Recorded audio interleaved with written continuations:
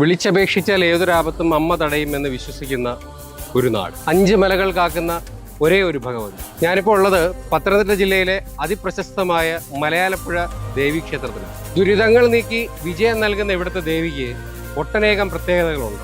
ചുവന്ന പട്ടും രക്തപുഷ്പാഞ്ജലിയും മഞ്ചാടിക്കുരുവും സമർപ്പിച്ച് ദേവിയുടെ മുന്നിൽ പ്രാർത്ഥിച്ചാൽ നടക്കാത്ത കാര്യവുമില്ല, തീരാത്ത പ്രശ്നവുമില്ല. 3000 വർഷം പഴക്കമുള്ള ഈ ക്ഷേത്രത്തിലെ വിഗ്രഹം നിർമ്മിച്ചിരിക്കുന്നത് കടും ശർക്കര യോഗം ഉപയോഗിച്ചിട്ടാണ്. വർഷം മുഴുവൻ പൂത്തു നിൽക്കുന്ന ഒരു കൊന്നമരത്തിന് കീഴിൽ നിൽക്കുന്ന സ്വയംഭൂവായിരിക്കുന്ന ശിവലിംഗം വളർന്നുകൊണ്ടിരിക്കുന്നു എന്നാണ് ഇവിടുത്തെ സത്യം.